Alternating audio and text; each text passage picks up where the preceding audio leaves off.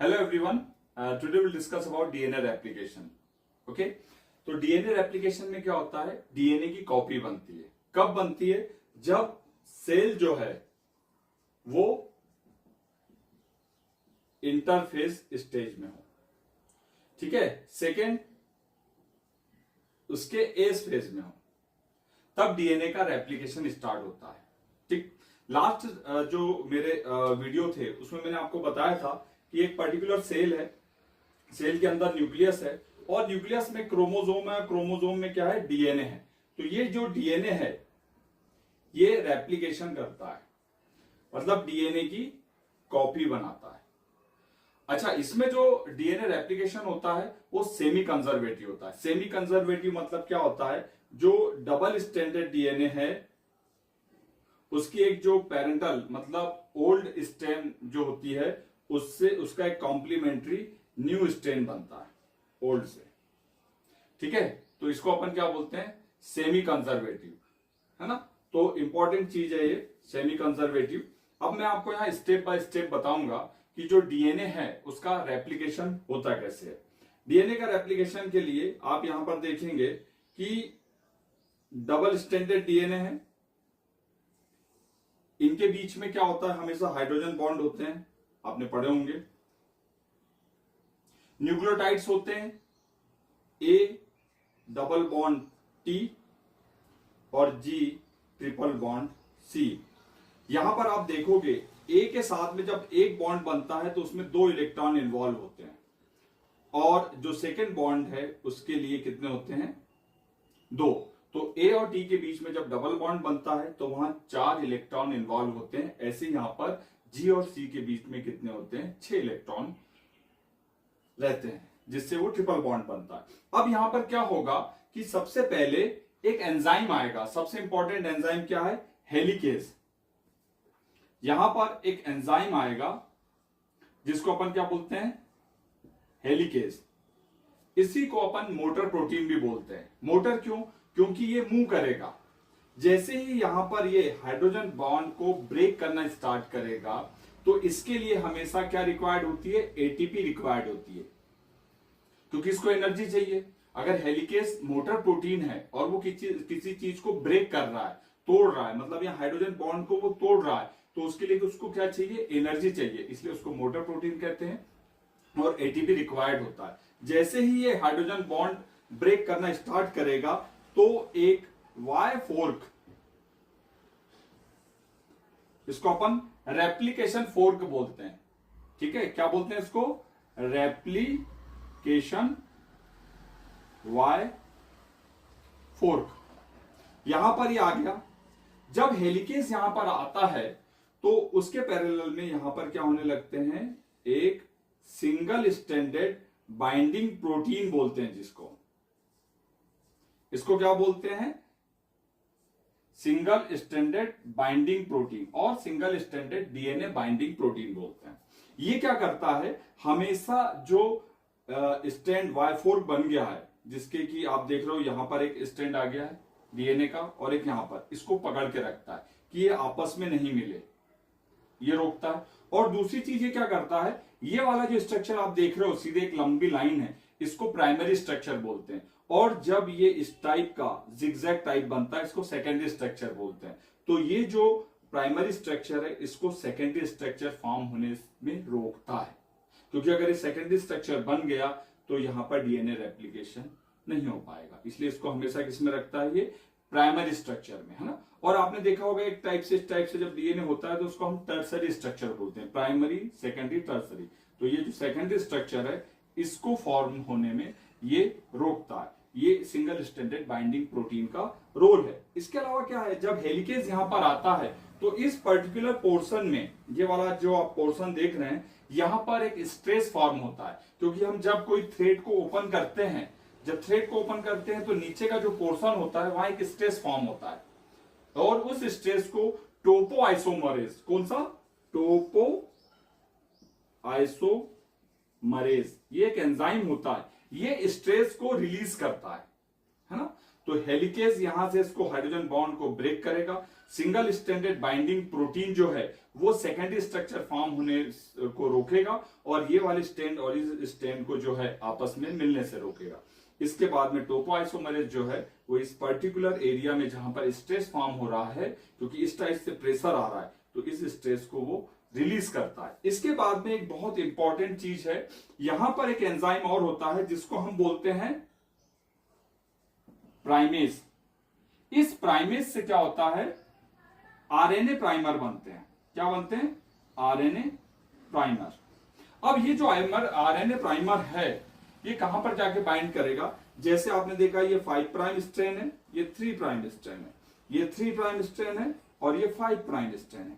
तो हमेशा जो डीएनए का रेप्लिकेशन होता है वो 5 प्राइम टू 3 प्राइम होता है। तो यहां पर ये आरएनए प्राइमर इस पर्टिकुलर एरिया जहां से आपको रेप्लिकेशन करना है, जिसको ओरिजिन ऑफ रेप्लिकेशन कहते हैं, ORI पर्टिकुलर सेगमेंट, तो यहां पर क्या होगा, जो आरएनए प्राइमर है वो आकर यहां पर बाइंड होगा और ये जो आरएनए प्राइमर है इस स्ट्रैंड का वो कॉम्प्लीमेंट्री होता है और इसका जो बेस पेयर है वो अराउंड 11 बेस पेयर का होता है। मतलब ये कैसे होते हैं? शॉर्ट होते हैं, बहुत छोटे होते हैं आरएनए प्राइमर, और ये डीएनए का कॉम्प्लीमेंट्री होता है। ये कहां पर आके एड हो गया? 5 प्राइम पे।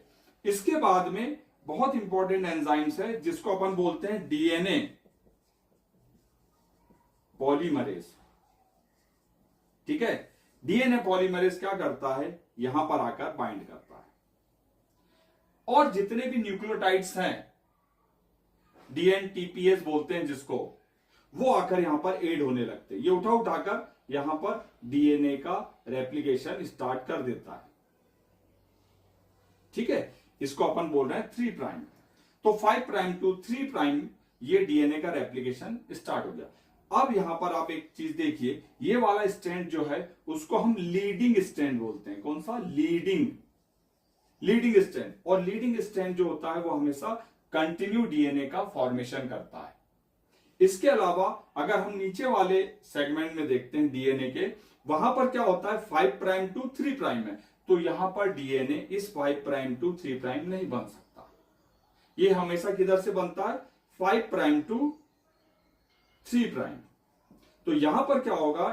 आरएनए प्राइमर आकर एड होगा और उसके बाद में डीएनए पॉलीमरेज एड होगा और यहां पर एक छोटा सा सेगमेंट बनाएगा। ये छोटे छोटे सेगमेंट बनाना स्टार्ट कर देता है किस डायरेक्शन में? 5 प्राइम टू 3 प्राइम। इन सेगमेंट को हम क्या बोलते हैं? Okazaki segment. ओकाजाकी सेगमेंट इसलिए बोलते हैं क्योंकि 2 साइंटिस्ट हुए हैं जापान के, वो हस्बैंड वाइफ थे, उनका सरनेम है ओकाजाकी, जिन्होंने फर्स्ट टाइम डिस्कवर किया था इन सेगमेंट्स को। और इसी स्ट्रेन को अपन क्या बोलते हैं? Lagging strain. और ये जो लैगिंग स्ट्रेन है ये डिसकंटिन्यू डीएनए रेप्लिकेशन कर रहा है। अब इसके बाद में एक एंजाइम और आता है जिसे हम क्या बोलते हैं? DNA ligase.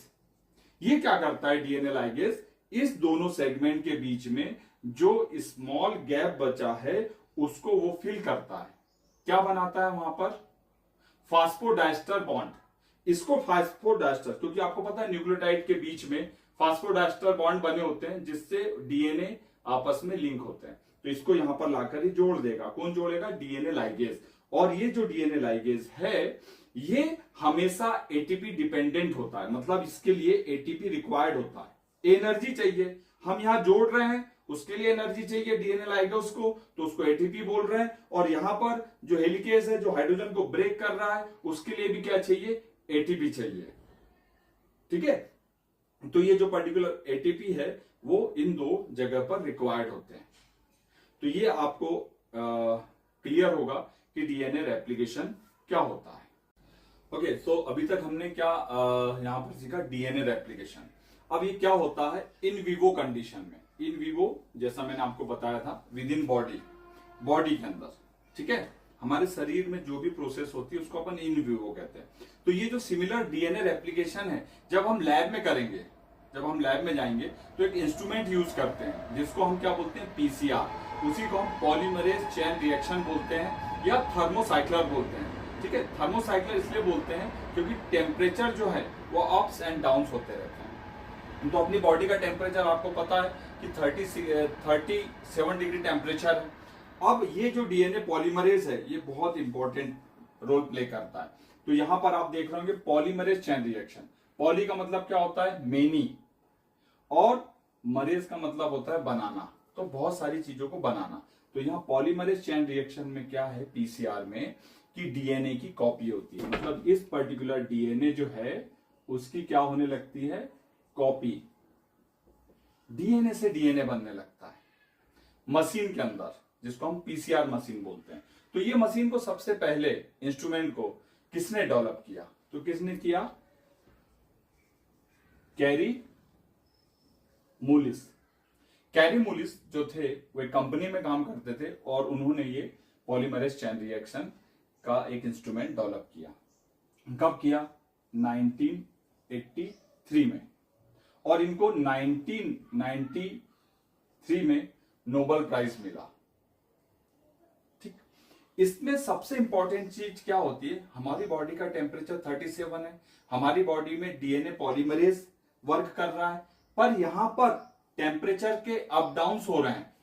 क्यों, क्योंकि ये इसका जो टेम्परेचर है कभी 90 जाएगा, कभी 70 जाएगा, कभी 72 जाएगा। तो यहां पर ये जो डीएनए पॉलीमरेज है ये वर्क नहीं कर सकता। तो इसके लिए एक दूसरा डीएनए पॉलीमरेज आइसोलेट किया। वो कहां से किया, वो बहुत इंपॉर्टेंट है, ये क्वेश्चन आता है, कहां से किया, थर्मस एक्वेटिकस। ये एक बैक्टीरिया है, ग्राम नेगेटिव बैक्टीरिया है, सिलेंड्रिकल होता है और रॉड शेप होता है, रॉड की तरह होता है और उसका सिलेंड्रिकल होता है। तो ये जो थर्मस एक्वेटिकस बैक्टीरिया है ये कहां से मिला, yellow stone national park USA. वहां पर क्या होता है, वहां पर हमेशा टेम्परेचर 50 to 80 और उसके अबो भी जाता है। वहां से ये बैक्टीरिया को आइसोलेट किया, कहां से किया, yellow stone national park USA से। और ये वाला जो बैक्टीरिया है इससे क्या आइसोलेट किया, टैग पॉलीमरेज। क्या आइसोलेट किया, टैग पॉलीमरेज। तो यहां पर हम यूज कर रहे थे डीएनए पॉलीमरेज, हमारे बॉडी का टेम्परेचर 37, हम ये डीएनए पॉलीमरेज को यहां यूज नहीं कर सकते क्योंकि ये थर्मोसाइक्लर है, यहाँ टेम्परेचर के अप डाउन होते हैं। तो जो टैग पॉलीमरेज है वो कौन सा एंजाइम है, वो हीट रेजिस्टेंस एंजाइम है। मतलब कि हाई टेम्परेचर पे भी रेजिस्ट कर सकता है, डीनेचर नहीं होगा, खराब नहीं होगा, खत्म नहीं होगा। तो ये जो टैग पॉलीमरेज है ये पीसीआर में यूज किया गया। यहां पर इस पर्टिकुलर जो पीसीआर है इसकी 3 स्टेप्स होती हैं। पहली होती है डीनेचर। डीनेचरेशन में क्या होता है, डबल स्टैंडर्ड जो डीएनए होता है, डबल स्टैंडर्ड डीएनए का यहां पर 2 टेम्पलेट बनते हैं जिसको हम बोलते हैं सिंगल स्टैंडर्ड डीएनए। इसका टेम्परेचर 90 to 94 डिग्री टेम्परेचर होता है। ये जो पीसीआर में जो भी टेम्परेचर आप यहां पर देख रहे हैं ये वेरी कर सकते हैं अकॉर्डिंग टू एक्सपेरिमेंट। ठीक है, तो आपको बहुत सारी बुक्स में कभी अलग दिया रहेगा, थोड़ा सा ज्यादा थोड़ा सा कम, तो उससे परेशान नहीं होना, हमेशा रेंज याद रखना कि इस रेंज में ये चीजें होती है। तो डीनेचरेशन में क्या हो रहा है, डबल स्टैंडर्ड जो डीएनए है उससे सिंगल स्टैंडर्ड डीएनए हो रहा है। मतलब 90 to 94 डिग्री टेम्परेचर पे जो डीएनए है उसमें टेम्परेचर बढ़ने से उसके हाइड्रोजन बॉन्ड ब्रेक हो रहे हैं। पर यहाँ डीएनए रेप्लिकेशन में क्या हो रहा था, हेलिकेज ब्रेक कर रहा था, यहां पर हीट ब्रेक कर रहा है 90 to 94 डिग्री टेम्परेचर। ठीक है, तो इसके अलावा जो सेकंड स्टेप्स है उसको एनेलिंग कहते हैं। एनेलिंग का मतलब होता है जोड़ना। यहां पर आप देख रहे थे कि प्राइमर आके जोड़ रहा था, उसको अपन आरएनए प्राइमर कह रहे थे, वो प्राइमेस से बन रहा था। यहां पर जो प्राइमर आके जोड़ेगा ये वाला जो सेगमेंट है इसको अपन यहां पर लेते हैं, दोनों अलग अलग हो चुके हैं। इसको मैं 5 प्राइम बोलता हूं, इसको 3 प्राइम, इसको 5 प्राइम, और सॉरी इसको 3 प्राइम, इसको 5 प्राइम। तो ये जो 3 प्राइम है यहां पर आकर एक प्राइमर आकर ऐड होगा, यहां पर आरएनए प्राइमर आके ऐड हो रहा था, उसके बाद डीएनए पॉलीमरेज ऐड होता है और उसके बाद में डीएनए एम्प्लीफिकेशन होता है। यहां पर क्या होता है, ये प्राइमर आके ऐड होगा, प्राइमर। और ये जो प्राइमर है ये कैसे होते हैं, ये एक शॉर्ट होता है, छोटा सिंगल स्ट्रैंडेड डीएनए होता है और उसके बाद में 20 to 30 बेस पेयर लॉन्ग होता है। यहां पर हम जो पीसीआर में यूज करेंगे ये प्राइमर, ये कंपनी बनाती है हमारी रिक्वायरमेंट के अनुसार। हमको जिस सेगमेंट को एम्पलीफाई करना है उस सेगमेंट के हिसाब से हम प्राइमर सॉफ्टवेयर पे डिजाइन करते हैं। तो ऑनलाइन बहुत सारे सॉफ्टवेयर अवेलेबल है जहां से आप प्राइमर डिजाइन कर सकते हैं। यहां पर प्राइमर बनाता हमारे बॉडी के अंदर आरएनए प्राइमर, है ना, प्राइमेज यहां पर हम कंपनी से बनवाते हैं। एक होता है रिवर्स प्राइमर और दूसरा वाला जो आके यहाँ एड होता है जो इस डायरेक्शन में चलेगा उसको फॉरवर्ड प्राइमर कहते हैं। यहां पर रिवर्स प्राइमर इस डायरेक्शन में चलेगा और फॉरवर्ड प्राइमर उस साइड चलेगा। ये सेगमेंट हमेशा इस ऊपर वाले सेगमेंट के कॉम्प्लीमेंट्री होते हैं, यहीं पर आकर ये अटैच होता है।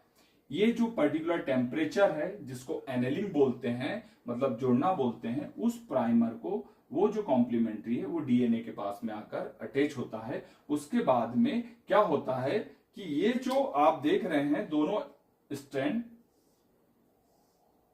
ये जहां पर आपका रिवर्स और फॉरवर्ड प्राइमर, ये रिवर्स प्राइमर है, ये फॉरवर्ड प्राइमर है, ये जुड़ चुके हैं। इसके बाद में एक्सटेंशन, इसको हम इलांगेशन भी बोलते हैं, इस स्टेज को हम एम्प्लीफिकेशन भी बोलते हैं। एम्प्लीफिकेशन मतलब कि कॉपी बनना स्टार्ट होना। यहां पर आकर क्या ऐड होगा आपका, ये आकर ऐड हुआ आपका टैग